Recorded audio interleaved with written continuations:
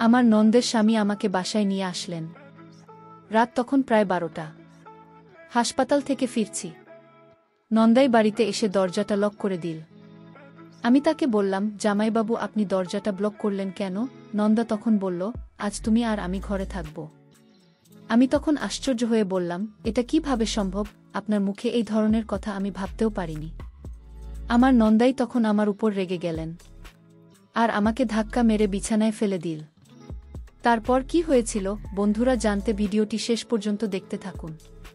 মূল ঘটনাটি শুরু করার পূর্বে তোমাদের কাছে ছোট্ট একটা রিকোয়েস্ট, তোমরা যারা এই ভিডিওতে লাইক দাও তারা এই ভিডিওতে একটি লাইক করে চ্যানেলটি সাবস্ক্রাইব করে পাশে থাকবে। তাহলে এবার আসল ঘটনা শুরু করা যাক। আমি হামিদা। প্রত্যেক দিন রাত হতেই শাশুড়ি আমার ঘরের ভিতরে আমার নন্দের স্বামী মানে আমার নন্দীকে ভরে দিত। তারপর নন্দা আমাকে একা পেয়ে সারা রাত ধরে আমাকে সারা রাত আসলে আমি 2-3 বছরের খুব সুন্দরী তরুণী ছিলাম। আমি এতটাই সুন্দরী ছিলাম যে বিয়ের পরে যখন শ্বশুরবাড়িতে আসি তখন পাড়ার চাচি ও খালার আমাকে দেখার জন্য আমার বাড়ির সামনে লাইন লাগিয়ে রাখুন, এবং আমি যখনই একটুখানি জন্য বাড়ির বাইরে যেতাম তখন তারা সবাই আমাকে দেখ এবং আমার সৌন্দর্যের অনেক প্রশংসা করত। আমার গায়ের রং দুধের মতো ভরসা ছিল এবং অনেক লম্বা ঘন কালো চুল ছিল। আমার স্বামী তো আমার সৌন্দর্য দেখে আমাকে বিয়ে করেছিল। আমার স্বামী ব্যাংকে চাকরি করত। আসলে আমার স্বামী যখন আমাকে একদিন কাপড়ের দোকানে দেখেছিল তখন সে আমাকে দেখামাত্রই পছন্দ করে ফেলেছিল এবং আমার বাড়িতে বিয়ের জন্য প্রস্তাবও পাঠিয়েছিল। আমার স্বামী যেহেতু দেখতে ভীষণ সুন্দর ছিল এবং সরকারি চাকরি করত, তাই আমার বাড়ির লোকও এই বিয়েতে রাজি ছিল। তারপর আমি যখন বিয়ে হয়ে শ্বশুরবাড়িতে আসে তখন আমার নন কিন্তু আমার শ্বশুর বাড়িতেই ছিল, কারণ সে তখন 7 মাসের মা হতে চলেছেন এবং আমার ননদ আমাকে ভীষণ ভালোবাসবে। আমার শ্বশুরবাড়িতে আমি, আমার শাশুড়ি ও আমার স্বামী, আমরা 4 জন থাকতাম। এদিকে আমার ননদ তো বিদায় হয়ে আমার শ্বশুরবাড়িতে চলে এসেছিল আমার নন, যেহেতু 7 মাসের মা হতে চলেছিল, তাই আমিও নিজের বোনের মতোই তার খুব খেয়াল রাখতাম। কিন্তু আমার কিছু ভুল ত্রুটি হলেই আমার শাশুড়ি কিন্তু একটুতেই আমার উপরে রাগ করতেন। এটা কিন্তু স্বাভাবিক ব্যাপার যে কোনো মেয়ে যখন শ্বশুর বাড়িতে যায় তখন তার কিন্তু একটু আত্মভুল হওয়াটাই স্বাভাবিক ব্যাপার। আর এটা তো পরম্পরায় চলে আসছে যে শাশুড়ি ও বউয়ের মনোমালিন্যতা। কিন্তু তাও আমি মন প্রাণ দিয়ে চেষ্টা করতাম আমার শাশুড়ির মন জয় করার। প্রত্যেক দিন সকালে উঠে তো এটাই ভাবতাম যে আমি আজ কোনো ভুল ত্রুটি করব না, যাতে আমার শাশুড়ি আমার উপরে রেগে যায়। কিন্তু সেদিন আমি যখন সকালবেলা সবার জন্য নাস্তা তৈরি করেছিলাম তখন আমি রান্না করছিলাম। তারপর আমার ননদ যখন সকালের জলখাবার নিয়ে আমাকে নিজের ঘরের ভিতরে ডাকে তখন আমি তাড়াতাড়ি রান্নাঘর থেকে বেরিয়ে নন্দের জন্য জলখাবার নিয়ে আর ঘরের দিকে যেতে শাশুড়ি আমাকে মডার্ন পোশাক পরে থাকতে দেখে আমার স্বামীর সামনেই বললেন, বৌমা তুমি নিজে কি হুলিয়া বানিয়ে রেখেছ? তুমি তো এই বাড়ির নতুন বউ, একটু শাড়ি পরে মাথায় কাপড় দিয়ে থাকলে তো তোমাকে দেখতে আরও সুন্দর লাগবে। আর তুমি এসব কি ধরনের পোশাক পরেই বাড়িতে ঘুরছ? এক্ষুনি যদি হঠাৎ করে আমাদের বাড়িতে কেউ চলে আসে তাহলে তো তোমার সঙ্গে আমাদের কোনো মান সম্মান থাকবে না।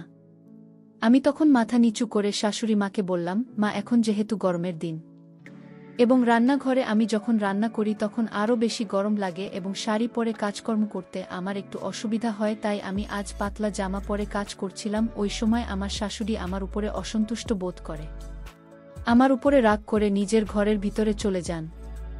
আমি তখন আমার স্বামীকে বললাম, আমি তো চেষ্টা করছি তোমার মায়ের মন জয় করার, কিন্তু প্রত্যেক দিন কিছু না কিছু ত্রুটি বেরিয়ে আসে।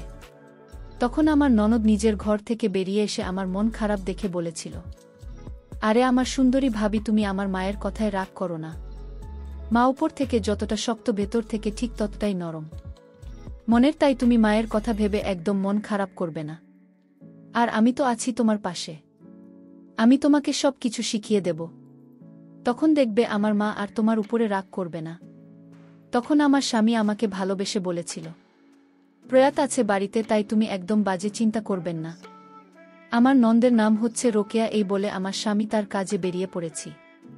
তারপর সেদিন আমি যখন রান্নাবান্না ছেড়ে আমার নন্দের চুলে তেল লাগিয়ে দিয়েছিলাম, ওই সময় আমার শাশুড়ি আঙিনায় বসে চাল বাচ্ছিলেন।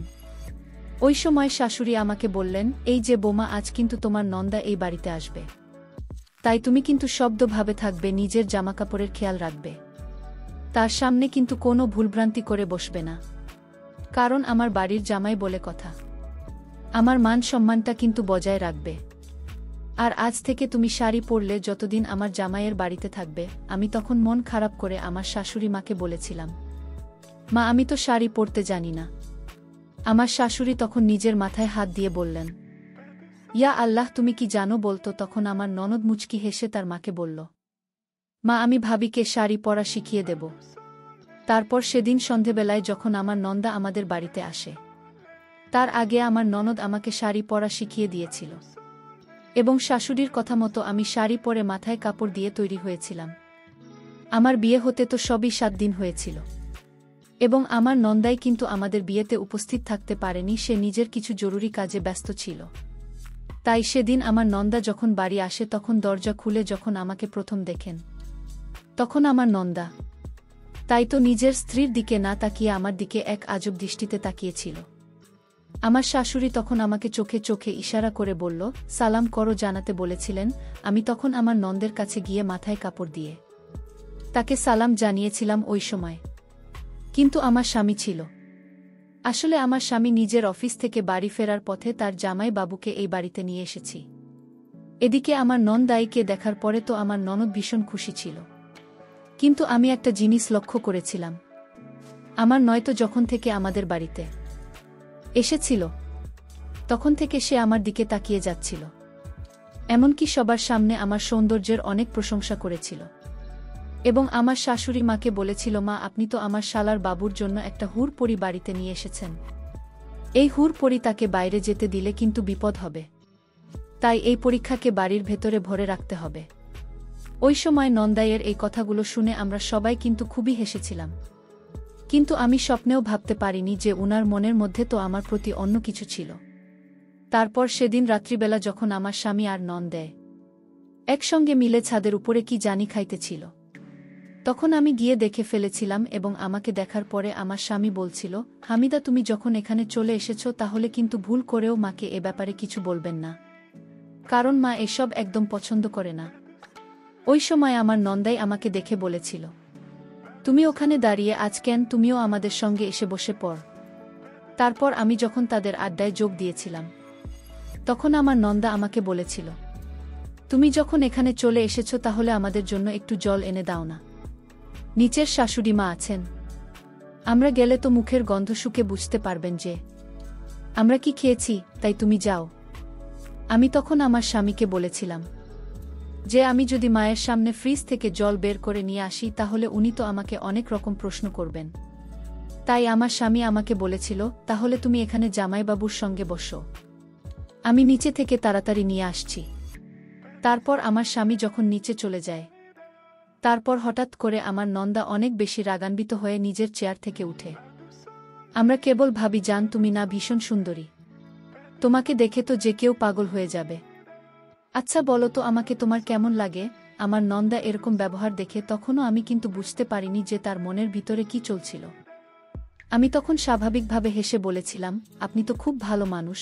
তারপর আমার ওই কথা শোনার পরে সে আমার কাছাকাছি আসার চেষ্টা করছিল, আমি তখন ভয় পেয়ে তাকে নিজের থেকে দূরে সরিয়ে দিয়েছিলাম এবং বলছিলাম, জামাইবাবু আপনি এটা কি করছেন? আমার নন্দাই তখন মুচকি হেসে আমাকে বলল, আরে আমি কি তোমার সঙ্গে একটুখানি ঠাট্টাও করতে পারি না? ঠিক ওই সময় আমার স্বামী উপরে চলে এসেছিল, আমি তখন বুঝতে পেরেছিলাম যে আমার এখানে থাকা ঠিক হবে না, তাই আমি তখন ওখান থেকে নিচে চলে গেছিলাম। এদিকে আমার শাশুড়ি মা তো এতটাই নিয়ম কানুন মেনে চলুন যে আমি তার নিয়ম কানুন দেখে অস্থির হয়ে পড়েছিলাম। আসলে আমার যখন শরীর খারাপ হতো তখন আমার শাশুড়ি বলতো আমি যাতে ভুল করেও রান্নাঘরে না ঢুকি, এমনকি রান্নাঘরের কোনো জিনিসপাতিতেও আমাকে হাত দিতে বারণ করে দিত, এবং আমার মাস চলাকালীন আমার শাশুড়ি আমার ঘরের ভিতরে খাবার রেখে দিয়ে যেত, কারণ আমি যাতে রান্নাঘরের ভিতরে না ঢুকি। আসলে সেদিন আমার শাশুড়ি, ননদ, আমার স্বামী, আমার ননদ, তারা 4 জন মিলে কিন্তু দরগা গিয়েছিল দোয়া চাইতে যাতে আমার নন্দের সুস্থভাবে সন্তান হয়। তারপর এভাবে বেশ কিছুদিন কাটার পরে যখন আমার নন্দের একদিন রাত্রে বেলা হঠাৎ করে পেটে ব্যথা ওঠে, তখন তাকে ওই অর্ধেক রাতেই হাসপাতালে নিয়ে যেতে হয়েছিল। হাসপাতালে নিয়ে যাওয়ার পরে ডাক্তারই তো বলে দিয়েছিলি পরে আমার নন্দের নাকি ২৪ ঘন্টার মধ্যে হবে।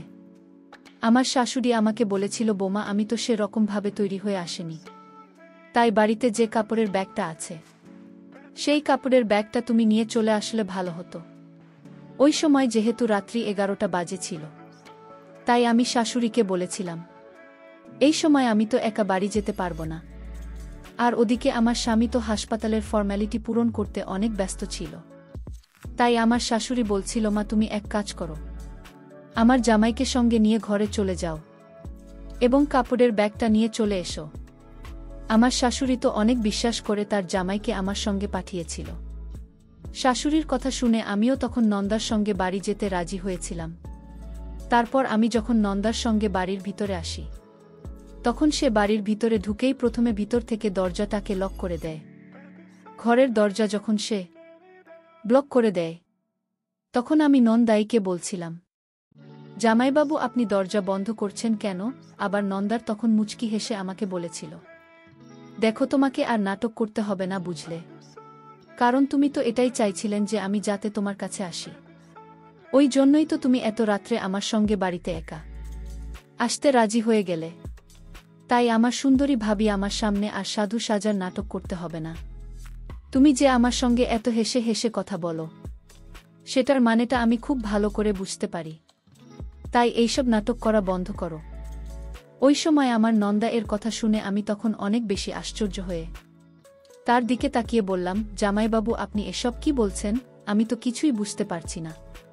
তারপর আমার নন্দা মুচকি হাসছে, আমি এক্ষুনি তোমাকে সব কিছু বুঝিয়ে দিচ্ছি। তারপর আমার আর কিছু বুঝতে বাকি ছিল না যে আমার সঙ্গে সে কি হতে যাচ্ছিল। ওই সময় বাড়িতে যেহেতু কেউ ছিল না, তাই আমি অনেক বেশি ভয় পেয়ে আমার নন্দা একে কাকুতি মিনতি করেছিলাম যাতে সে আমার সম্মানহানি। এমনকি আমি সেখান থেকে পালানোর অনেক চেষ্টা করেছিলাম, কিন্তু আমি ব্যর্থ হয়েছিলাম। তারপর আমার নন্দা সেদিন রাতে আমার সম্মানটা রইল না, সে কেড়ে নিয়েছিল আর আমাকে হুমকি দিয়েছিল যে আমি যাতে ঘরের ভেতরের কথা কাউকে না বলি এবং আমার স্বামীকেও শাশুড়িকেও না বলি। তারপর সে আলমারি থেকে আমার নন্দের কাপড়ের ব্যাগটা নিয়ে আমাকে ওই অবস্থায় ফেলে দিয়ে সেখান থেকে চলে যায়। তখন মনে হচ্ছিল যে আমার জীবনের সবকিছু শেষ হয়ে গেছে। ওই সময় আমার চোখ দিয়ে পানি গড়িয়ে যাচ্ছিল, আর তখন মনে হচ্ছিল যে ওই পাপিষ্ঠ লোকটার ব্যাপারে সবকিছু সত্যি কথা আমার নন্দকে বলে দিয়ে আসি। কারণ ওই সময় আমার ননদ ও হাসপাতালে ভর্তি ছিল এবং সে তো এ ব্যাপারে কিছুই জানত না যে তার স্বামী তো অনেক আগে থেকেই আমার উপরে অন্য দৃষ্টিতে দেখত। ওদিকে আমার স্বামী তো হাসপাতালে তার বোনকে নিয়ে ব্যস্ত ছিল। আমি তো কল্পনাও করতে পারিনি যে যে লোকটাকে আমি ভালোভাবে তার সঙ্গে খুব হেসে হেসে কথা বলতাম, সেই লোকটা তো তার সঙ্গে আমার ভালো ব্যবহার দেখে অন্য কিছুই ভেবে বসেছিল। কিন্তু আমার মনে তো সে রকম কিছুই ছিল না। আমি তো খুব ভালো স্বভাবের মেয়ে ছিলাম। আমি তো সবার সঙ্গে হেসে সুন্দর আচরণ করে কথা বলতাম। কিন্তু আমার নন্দাই তো আমার স্বভাব তাকে খারাপভাবে নিয়েছিল এবং আমার মান সম্মান সব কিছু শেষ করে দিয়েছিল। সেদিন আমি সারা রাত ওই অন্ধকার ঘরে চোখের জল ফেলে কাটিয়েছিলাম। তারপরের দিন সকালবেলা যখন আমার স্বামী হাসপাতাল থেকে বাড়ি ফিরে আসে, তখন আমাকে এসে বলেছিল, হামিদা, তুমি কোথায় ছিলে? আমি তো কাল সারা রাত তোমাকে ফোন করেছি, কিন্তু তুমি আমার ফোন ধরোনি কেন? জামাইবাবু হাসপাতালে গিয়ে বলল তুমি নাকি অনেক বেশি ক্লান্ত ছিলে, তাই নাকি হাসপাতালে যাওনি। আর আমি মামা হয়ে গেছি। তুমি হয়ে গেছ? আমি তখন চুপচাপ বিছানায় শুয়েছিলাম। আমি যখন আমার স্বামীর কোনো কথার উত্তর দেননি, তখন সে আমার কাছে এসে আমার মাথায় হাত বুলিয়ে দিয়ে বলল, হামিদা, কি হয়েছে? তুমি এরকম চুপচাপ মনমরা হয়ে শুয়ে আছেন? কিছু তো বলো আমাকে। স্বামীর কথা শুনে তখন নিজের আবেগ ধরে রাখতে না পেরে স্বামীকে ধরে ফুপিয়ে ফুপিয়ে অনেক কেঁদেছিলাম। ও আগের দিন রাতে যা হয়েছিল সব কিছু স্বামীকে বলেছিলাম, যে আমার নন্দাই কিভাবে আমার সঙ্গে অন্যায় করেছিল। তারপর আমার মুখ থেকে সবকিছু শোনার পরে স্বামী বলল, হামিদা, তুমি একদম চিন্তা করো না। আমি ওই লোকটাকে ছাড়ব না। আমি তো ওকে শেষ করে দেব। ওই লোকটাকে তো আমি উচিত শিক্ষা দেব। এই বলে আমার স্বামী অনেকে রেগে হাসপাতালে গিয়েছিল এবং নন্দাকে অনেক গালাগালি দিয়েছিল। তখন আমার শাশুড়ি তার ছেলেকে বলেছিল, তোর কি মাথা খারাপ হয়ে গেছে? কি কারণে জামাইয়ের সঙ্গে এরকম খারাপ ব্যবহার করছিস? আমার শাশুড়ি তখন কারণটা জানতে চেয়েছিল। তারপর আমার স্বামী তার মাকে সব কিছু বলেছিল যে আগের দিন রাতে নন্দা আমার স্ত্রীর সঙ্গে কি করেছিল। সব কিছু সত্যি কথা জানার পরে আমার শাশুড়ি তার ছেলের সামনে মরা কান্না কেঁদে বলেছিল, যা হওয়ার তা তো হয়েই গেছে, তাই এই কথাটাকে আর বাড়াবাড়ি করিস না, নইলে তোর বোনের জীবনটাই নষ্ট হয়ে যাবে। তাই এই কথাটাকে এখানে চাপা দিয়ে দেয়, আর বৌমাকেও এ ব্যাপারে বুঝিয়ে দেবে যে অজাতে এই কথা নিয়ে আর পাঁচ কান না করে ঘরের ভিতরের কথা যাতে ঘরের ভেতরে থাকে। তারপর সেদিন আমার স্বামী যখন বাড়ি ফিরে আসে তখন আমি তাকে জিজ্ঞেস করেছিলাম যে এই কথাগুলো সে শাশুড়িকে বলেছে কিনা। তারপর আমার স্বামী আমাকে শাশুড়ির ব্যাপারে যা বলেছিল সেটা শুনে তো আমার স্বামী বলল, হামিদ আমার বোনের দিকে তাকিয়ে তোমার নন্দাকে ক্ষমা করে দাও। আমিও আমার স্বামীকে অনেক ভালোবাসতাম, আর তাই স্বামীর চোখের দিকে তাকিয়ে আমি তাকে ক্ষমা করে দিয়েছিলাম। বন্ধুরা, আজকের গল্পটা এখানেই শেষ করলাম। সবাই ভালো থাকবেন, সুস্থ থাকবেন। ধন্যবাদ।